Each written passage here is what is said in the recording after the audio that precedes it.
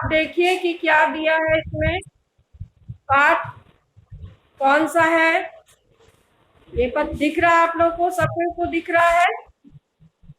Okay okay.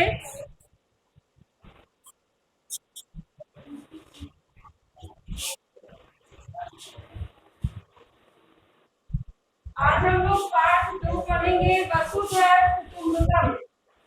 वसुधैव कुटुंबकम। इस इस पाठ के शीर्षक का अर्थ क्या है? वसुधैव कुटुंबकम। बोलो क्या है ये शब्द दिया? हाँ?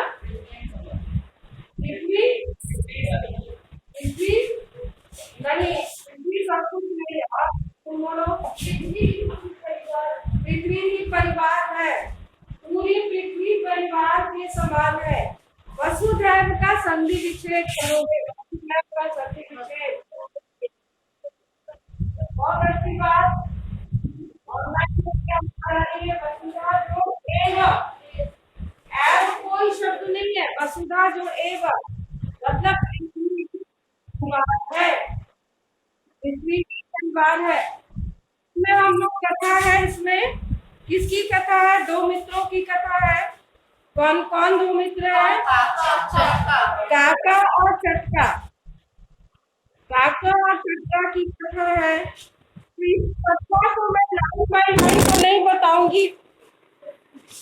इस कथा को मैं लाइन बाय लाइन नहीं बताऊंगी, लेकिन आपको इसकी कथा पता है ना? कथा है, 2 मित्र थे, चटका और कौआ। चटका गौरैया को बोलते हैं। तो वो दोनों मित्र थे। एक बार उन दोनों ने एक वृक्ष पर एक सुंदर घर को देखा। सुंदर घर को देखकर दोनों के मन में आया कि क्यों ना हम दोनों का भी एक सुंदर घर हो। यह सोच करके दोनों ने एक एक घर बनाया। गौरैया ने तिनकों से अपना घर बनाया, त्रिनय। और कौवे ने किस चीज से बनाया? मिट्टी से बनाया। कौवे ने मिट्टी से बनाया, लेकिन बनाया। उसके बाद कुछ समय बीता और बहुत ही गर्मी का मौसम आया। ग्रीष्म काल आया। ग्रीष्म काल में बहुत सूखा पड़ा और सूखे में गौरैया का घर नष्ट हो गया। गौरैया का घर नष्ट हो गया। तिनके उड़ गए और बेचारी बेघर हो गई। उसके बाद वो अपने मित्र के पास, कौवे के पास गई और उसने शरण के लिए याचना की। शरण के लिए, सहायता के लिए वो उसने याचना किया। परंतु कौवा कैसा था? अभिमानी था, स्वार्थी था। गच्छ अन्यत्र गच्छ अत्र स्थानम न अस्ति। खिन्ना चटका, दुखी चिड़िया चली गई। उसके बाद समय बीता और अतिवृष्टि हुई। अतिवृष्टि मतलब बहुत बारिश हुई। वर्षा काल में अतिवृष्टि हुई। वर्षा काल में कौवे का घर नष्ट हो गया। वह मिट्टी का था, इसलिए वह नष्ट हो गया। कौवा बिना सोचे समझे वह आ गया किसके पास? वह आ गया चटका के पास आया और सहायता के लिए याचना की। उसने कहा कि भ्राता चिंता म कुरु अंतः आगच्छतु। मतलब कि चिंता मत करो, अंदर आ जाओ और भोजन करो। मैं तुम्हारी प्रतीक्षा में ही थी। काका लज्जिता अभवत्। कौवा बहुत लज्जित हुआ। कौवा बहुत लज्जित हुआ। कौवा बहुत लज्जित हुआ। उसने कहा कि मैं तो स्वार्थी और अभिमानी हूँ, परंतु ये तो उदार हृदय है। इसके हृदय में दया है। इसने मेरी सहायता की। मैंने इसकी सहायता नहीं की, मगर इसने मेरी सहायता की। उसके बाद जब वर्षा काल बीत गया तब चटका ने कौवे को घर बनाने में सहायता की। चटका ने कौवे की फिर सहायता की और फिर दोनों मित्र प्रेम से रहने लगे। तो इस कहानी से क्या शिक्षा मिलती है, क्या नैतिक शिक्षा है, कुछ बताइएगा। उदार चरिता नाम की वसुधा कुछ, जो जिसका हृदय उदार हो। ऑनलाइन से उत्तर आ गया, बोलो। हाँ हाँ, उदार हृदय वालों के लिए पूरी पृथ्वी एक परिवार के समान है। पूरा श्लोक है, अयम निज परोवेति गणना लघु चेतसा उदार चरितानां तु वसुधैव कुटुम्बकम्। यह मेरा है, यह ऐसी सोच छोटी बुद्धि वालों की होती है, परंतु उदार हृदय वालों के लिए तो पूरी पृथ्वी परिवार के समान है। तो यही इस कहानी से हमें शिक्षा मिलती है कि हमें सबके प्रति स्नेह रखना चाहिए, सम्मान रखना चाहिए, सबकी सहायता करनी चाहिए, किसी के प्रति द्वेष ईर्ष्या की भावना नहीं रखनी चाहिए और हमेशा दूसरों की सहायता करने में तत्पर रहना चाहिए। इस कहानी की यही सार है और यही नैतिक मूल्य है, नैतिक शिक्षा है। तो सबसे पहले हम इसमें प्रत्यय युक्त शब्द देखेंगे। प्रत्यय युक्त शब्द पहला है परिभ्रम्य, इसे मैं मिटा दे रही हूँ। परिभ्रम्य कैसे बना है? परिजोड़ भ्रम जोड़ ल्यप, परिजोड़ भ्रम जोड़ ल्यप, परिजोड़ भ्रम जोड़ ल्यप क्या हो जाएगा? परिभ्रम्य। और इसका अर्थ क्या हुआ? भूमिगत। इसका अर्थ हुआ भूमिगत। ल्यप सत्य है, भ्रमित और हो सकता है और परिभ्रांति भी हो सकता है। ठीक है, भ्रमित का भी अर्थ है एक ही है और परिभ्रांति का भी अर्थ एक ही है। इसमें चूंकि उपसर्ग लग गया है परि, तो यहाँ ल्यप प्रत्यय हो गया। आगे हम दूसरा देखें, दृष्ट्वा। दृष्ट्वा कैसे बना?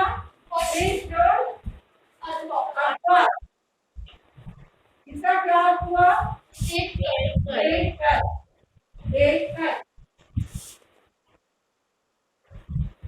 ठीक है, देखकर। उसके बाद बताइए चिंतयित्वा।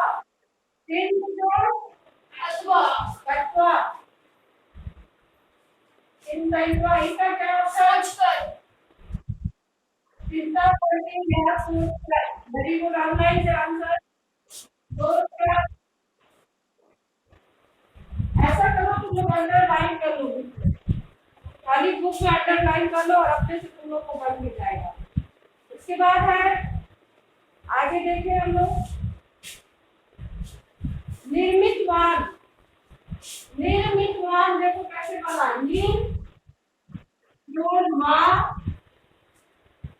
मूल रूप से इसका कोई अर्थ वैसा नहीं, इसके साथ हमेशा ही प्रत्यय लगने पर लिखेगा। निर्मितवान और अर्थवस्तु। निर्मितवान, निर्मितवान का क्या हुआ? माया, भूतकाल का अर्थ है। निर्मितवती वही है, इसमें स्त्रीलिंग बन गया निर्मितवती। इंगित प्रत्यय लग गया तो निर्मितवती हो गया। नपुंसक लिंग में निर्मितवत होता है, निर्मितवती ही वही है। लिंग जोड़ मां जोड़ अक्वतु, ये किस काल का प्रत्यय है? अक्वतु किस काल का प्रत्यय है? भूतकाल।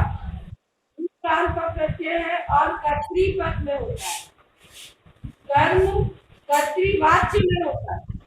कर्तृवाच्य सिंपल सेंटेंस हुआ, मैं गया, अहम गतवान, तुम गए, त्वम गतवान, वह गया, सह गतवान, एक ही चक्कर, सह गतवान। तो ये हो गया कर्तृपद। और जब कर्तृवाच्य, और जब हम कर्मवाच्य में करते हैं तो वह अपता प्रत्यय लगता है। कर्मवाच्य में कर्ता में तृतीया विभक्ति लगती है। मेरे द्वारा जाया गया, मेरे द्वारा जाया गया वो कर्मवाच्य हो गया। तो उसमें कर्मवाच्य में कर्म की प्रधानता होती है और कर्ता में तृतीया विभक्ति लग जाती है। मेरे द्वारा जाया गया मया कर्ता, उसके द्वारा जाया गया तेन कर्ता, तेन कर्ता, तेन कर्ता, तुम्हारे द्वारा जाया गया त्वया कर्ता। ठीक है, समझ गए। गता अपता और अक्वतु का यही अंतर है। अक्वतु प्रत्यय वहां लगता है जब वो कर्तृवाच्य में होता है, सिंपल सेंटेंस, और अपता प्रत्यय वहां लगता है जब वो कर्मवाच्य में होता है। कर्मवाच्य इनडायरेक्ट स्पीच, जैसे कि आई एट अ मैंगो, डायरेक्ट हो गया और इनडायरेक्ट हो गया मैंगो वाज ईटन बाय मी। वही अंतर है अक्वतु और अपता प्रत्यय में। अब समझ गए?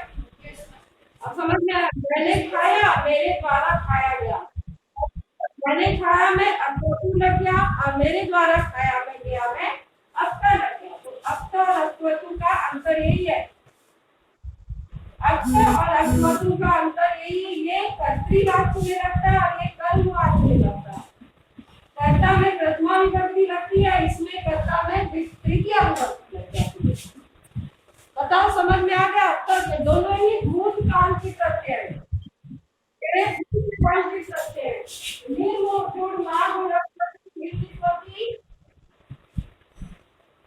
निर्मितवती, ये वही हो गया, और इसमें स्त्री प्रत्यय स्त्रीलिंग हो गया। निर्मितवा, निर्मितवती, निर्मितवती, निर्मितवती में अंगी प्रत्यय लगने से स्त्री प्रत्यय हो गया। स्त्री प्रत्यय वे प्रत्यय होते हैं जो कहीं कहीं मूल रूप से जो शब्द होते हैं उसमें जो प्रत्यय लगा करके जब उसका लिंग परिवर्तित किया जाता है तो उसे स्त्री प्रत्यय कहते हैं। जैसे सु जोड़ अक्तिन स्तुति, मन जोड़ अक्तिन मति, भज जोड़ अक्तिन भक्ति। अक्तिन प्रत्यय होता है स्त्रीलिंग बनाने के लिए। तीन प्रकार के प्रत्यय होते हैं, कृदंत प्रत्यय, तद्धित प्रत्यय और स्त्री प्रत्यय। कृदंत प्रत्यय वे प्रत्यय होते हैं जो क्रिया में लगाए जाते हैं, और तद्धित प्रत्यय वे प्रत्यय होते हैं जो संज्ञा आदि में लगाए जाते हैं, और स्त्री प्रत्यय वे प्रत्यय होते हैं जो किसी भी शब्द को स्त्रीलिंग बनाने के लिए लगाए जाते हैं। ताप, ताप, इंगित, इंगित, ये सब प्रत्यय होते हैं स्त्री प्रत्यय। तीन, अब समझ गए? ये तो अक्वतु प्रत्यय और अपता प्रत्यय भूतकाल के प्रत्यय। अपता प्रत्यय कर्मवाच्य में लगते हैं और अक्वतु प्रत्यय कर्तृवाच्य में लगते हैं। कर्तृवाच्य में कर्ता की प्रधानता होती है और उसमें प्रथमा विभक्ति लगती है, और कर्मवाच्य में कर्ता में तृतीया विभक्ति लगती है। जैसे फिर से मैं एक बार बता देती हूँ, निर्मिता, निर्मिता, निर जोड़ मां जोड़ अपता, निर्मिता। और इसको स्त्रीलिंग भी बना सकते हैं, हो जाएगा निर्मिता, निर्मितम नपुंसक लिंग। खैर अब इतना डिटेल में हम ये नहीं बता रहे हैं, अब आगे हम लोग और भी देखें। आगे बताओ कौन सा है प्रत्युक्त शब्द? नष्टम, नष्टम, नष्ट जोड़ अपता, नष्ट जोड़ अपता, नष्टम। उसके बाद है खिन्ना, खिन्ना, ये स्त्रीलिंग में है। देखो बच्चों, तुम लोग यहाँ पे आप लोग के क्लास में खिन्ना कैसे बनता है? खीर, खीर है, मूल धातु खीर है, खीर प्लस अपता, और ये स्त्रीलिंग है दुखी,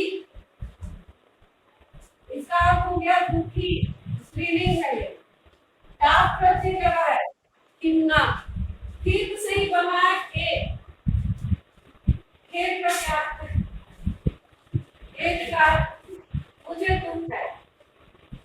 ये खेद है क्या? ये ऐसा हुआ तो खिद से बना है खेद। खिद का अर्थ होता है दुख। खिन्न हो गई, बेचारी दुखी हो गई। क्यों दुखी हो गई? क्योंकि कौवे ने उसकी सहायता नहीं की, उसे अपने घर में शरण नहीं दिया। हाँ, उसके बाद देखो। हाँ, वेरी गुड। अवगम्य, मैं मिटा दे रही हूँ कुछ ऊपर, यहाँ मिटा दे रही हूँ, ये मिटा रही हूँ। अवगम्य, अवगम्य, अवगम्य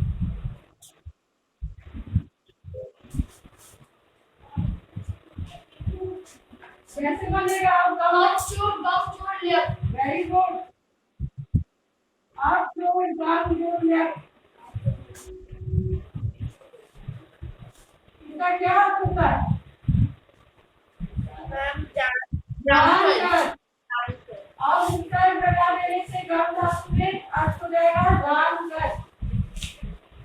अब गम में मतलब जानकर और अवगत मतलब भी जानकर होता है। अवगम में और अवगत दोनों का अर्थ एक ही होता है, जानकर। मैं अवगत हूँ, मैं इस तथ्य से अवगत हूँ, मैं इस तथ्य को जानती हूँ। अवगत मतलब जानना। अब उपसर्ग जब गम धातु के पहले लगता है तो वो जानने के अर्थ में हो जाता है। अवगच्छामि, जानता हूँ। आगे देखें, मिलित्वा, तो इसको लिखने की जरूरत है। क्या होगा? मिलित्वा, ठीक है। आगे हम देखें, और भी देखिए, बताइए ऑनलाइन से, बताइए देख करके। चिंतयित्वा, चिंतयित्वा क्या होगा? कैसे बनेगा? तत्वा, वेरी गुड। उष्ण का क्या अर्थ है? उष्ण, उष्ण का गर्मी। सर्वत्र उष्ण अभवत, सब जगह गर्मी हो गई। अच्छा, और भी आगे देखिए, और भी आगे देखिए। श्रुत्वा, श्रुत्वा, श्रु जो रखवा। सुधांशु नाम है, प्रियांशु क्या नाम है? प्रियांशु, खड़े हो जाइए। श्रुत्वा का क्या होगा? श्वेता, हाँ, श्रुजो रखवा, श्रुजो रखवा, श्रुत्वा। फिर से बोलो। ठीक है, पीछे श्रेया, बैठ जाओ। खिद का हम क्या अर्थ बताए थे? खिद, दुख। खिद का अर्थ होता है, मूल धातु खिद का अर्थ है दुख। और मीनल, स्टैंड अप। इसका नाम सबसे लास्ट में मीनाक्षी। मीनाक्षी बताओ, खिन्ना का क्या है? खिन्ना का देख के बताओ। खिद में, खिद और कौन सा धातु है? अक्ता धातु है। नहीं, अक्ता प्रत्यय है। खिद जोड़ अक्ता, खिन्ना, और इसमें टाप प्रत्यय लग गया तो खिन्ना हो गया। स्त्रीलिंग। ओके, बैठ जाइए। आगे देखिए, कौन सा शब्द है जिसमें प्रत्यय लगा हुआ है?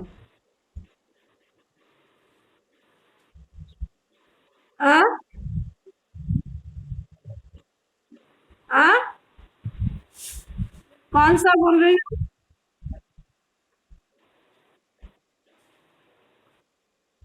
फिर से बोलो, नहीं सुनाई, आवाज नहीं आ रही है।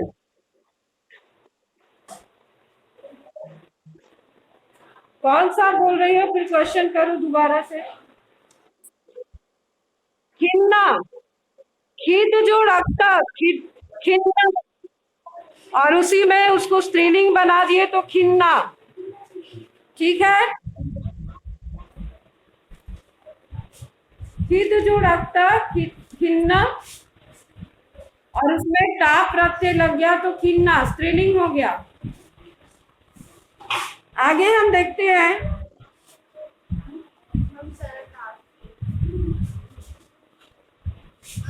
क्वेश्चन और आगे लास्ट में देखें। नहीं, शरण जोड़ अर्थम है, शरणार्थम होगा, उसमें प्रत्यय नहीं है। मिलित्वा में तो है ही, मिलजोड़ अक्वा मिलित्वा। देखो एक है पर्याप्तम भी है, परि जोड़ आप जोड़कता पर्याप्तम, शायद पर्याप्तम कहीं दिया हुआ है, या इसको रहने दो। अब क्वेश्चन आंसर भी हम लोग आज इसका कर लें। शुद्धम अशुद्धम, शुद्धम अशुद्धम देखें।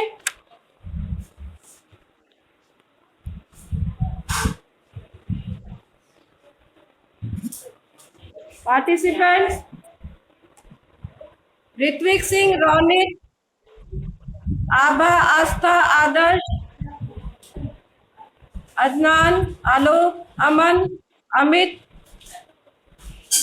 अनुप्रिया, अनुराग, आर्यन, भावना, भाव्या, धीरज, हर्षित, कविश, कृष्णकांत, कुमारी सृष्टि, कुशाग्र कश्यप, मीनल, मुस्कान, मायरा, नव्या, नेहा, निखिल कुमार, नीति मिश्रा, पल्लवी, पीयूष राज,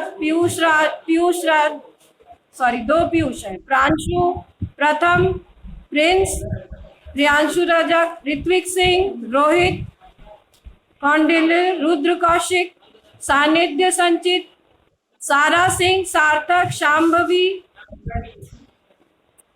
शांभवी सिन्हा, शौर्य कुमार, श्रेया कुमारी, शुभ नारायण, शुभ लक्षणा, सुप्रिया, सुश्रीजा, तिलक उपाध्याय, उत्कर्ष सिंह, वंशराज 2 है, 8C का है और 8E का है, प्रतीक, सुधांशु झा। ओके,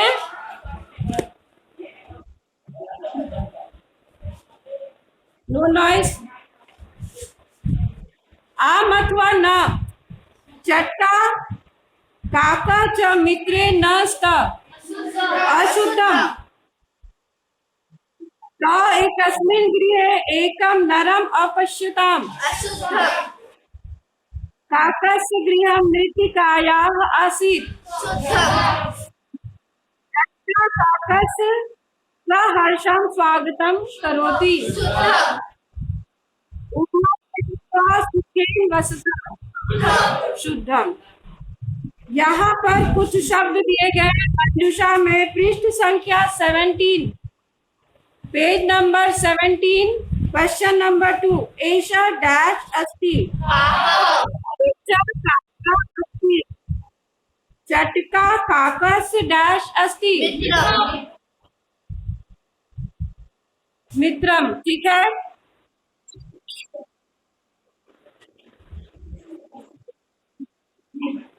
चटका काकस्य डैश अस्ति, चटका काकस्य मित्रम अस्ति है ना। काका वृक्षे, सॉरी, हाँ, काका वृक्षे डैश सुंदरम गृहम निर्मित्वा, मृत्तिकया, मृत्तिकाया नहीं है, मृत्तिकया, वर्षा काले डैश गृहम नष्टम अभवत्, काकस्य, चटका काकं डैश भोजनम कर्तुम कथयति,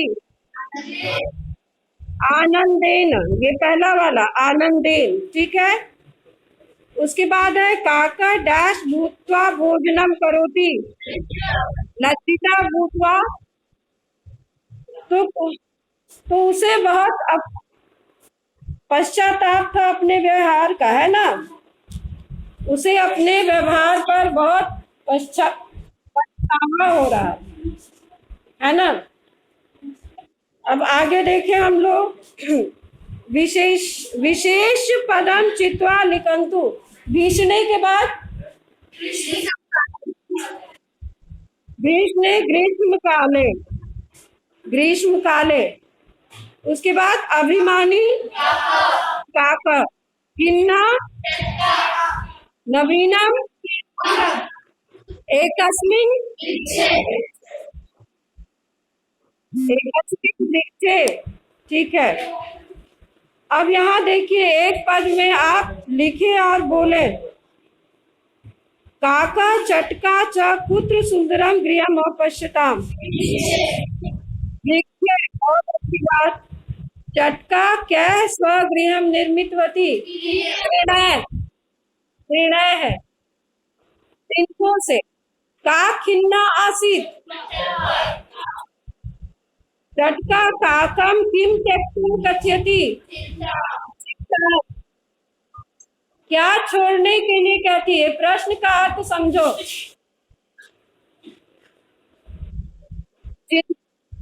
त्यक्तुम मतलब छोड़ने के लिए। नितिन, नितिन खड़े हो जाइए। त्यक्तुम का क्या अर्थ है?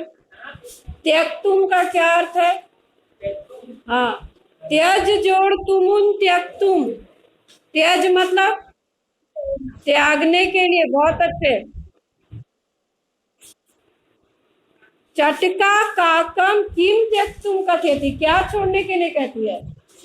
चिंता। बहुत सारे बच्चे इस प्रश्न का अर्थ नहीं समझ पाते हैं। चटका काकम किम त्यक्तुम कथयति, तो चिंताम त्यक्तुम कथयति, है ना? हाँ बोलिए, बहुत अच्छी बात है। क्यों हंसा रहे? ओके, एक और है, ता सुंदरम गृहम अपश्यताम इत्यस्मिन् वाक्ये। नहीं, हाँ वेरी गुड। तो इति कर्तृपदस्य क्रियापदम किम? अपश्यताम। ठीक है, ठीक है, बहुत अच्छे। अब यहाँ पर पूर्ण वाक्य में उत्तर देना है। उत्तर कोई पढ़ेगा? चलो अदिति पढ़ो, पहला प्रश्न पढ़ो और उत्तर पढ़ो। पहला प्रश्न, सुंदरम गृहं दृष्ट्वा काकः चटका च किम अचिन्त्यताम्। सुंदरम गृहं दृष्ट्वा तो अचिन्त्यताम्, किमर्थं न अव्ययो अपि एतादृशं सुंदरम गृहं भवेत्। ठीक है, बहुत अच्छी बात है। सुंदरम गृहं दृष्ट्वा काका चटका च किम अचिन्त्यताम्।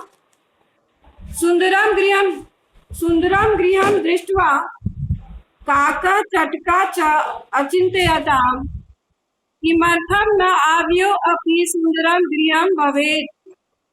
क्यों नहीं, हम लोग का ये ऐसा घर होना चाहिए। चटका काकस्य गृहं गत्वा किम कथयति। चटका काकं कथयति प्रातः। बोलो। चटका काकं कथयति प्रातः अस्मि काले हम तीनम दस्तकाम सर्वत्र प्रयतो दीपकर्णं।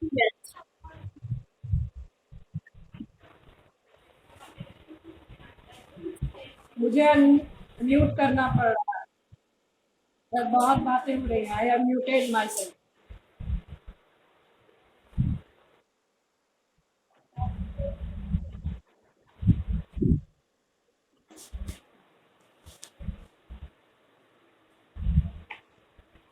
आगे है, अभिमानी काका चटकाम किम कथयत, ये तो बात हो गई। काका लज्जिता भूत्वा किम चिंतयति।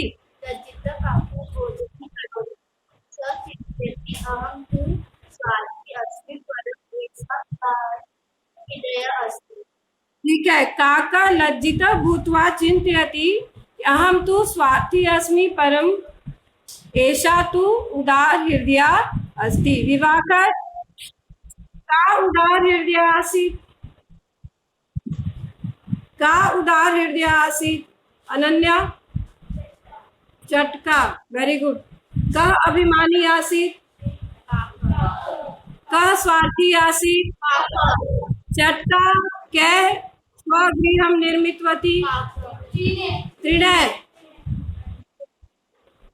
काका कया स्वगृहं निर्मितवान्, मृत्तिकया। चटकाया गृहं कदा नष्टम् अभवत्, ग्रीष्म काले। ठीक है, काकस्य गृहं कदा नष्टम् अभवत्? वर्षाकाले। का खिन्ना अभवत्? अच्छा। चटका केन शब्देन काकम संबोधयत? किस शब्द से चटका ने कौवे को संबोधित किया? भ्रातः।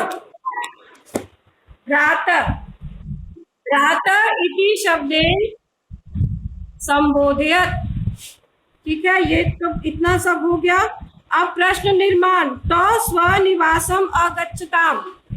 पुत्र पुत्र। तो पूरा वाक्य बोलो। तो पुत्र आगच्छताम। अच्छा, ये प्रश्न निर्माण बना रहे हैं। पृष्ठ संख्या 18, क्वेश्चन नंबर 6। एकदा ग्रीष्म काले सर्वत्र शुष्कम अभवत्। ग्रीष्म काले के लिए क्या होगा? कदा। बहुत अच्छे, समय है तू कदा। तो क्या बनेगा? एकदा नहीं, कदा सर्वत्र। एकदा तो नहीं, एकदा को नहीं देना पड़ेगा, सीधे लिखा जाएगा कदा सर्वत्र शुष्कम अभवत्। कहा? कब सब जगह सूखा पड़ा? कदा सर्वत्र। अच्छा, पुत्र हरितिमा अभवत्। पुत्र हरितिमा अभवत्। हरितिमा मतलब हरियाली। तो पुत्र हरितिमा अभवत् सर्वत्र। कदा हरितिमा अभवत्? वर्षा काले। कदा सर्वत्र शुष्क अभवत्? ग्रीष्म काले। चटकाया गृहं कदा नष्टम अभवत्? ग्रीष्म काले।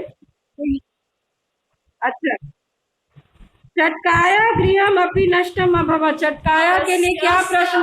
कस्या। कस्या गृहम अपि नष्टम अभवत्। चटका काकम कथयति। कम कथयति। काका नवीन गृहस्य निर्माणं करोति। कस्य निर्माणं करोति? हाँ, कस्य निर्माणं करोति। ठीक है।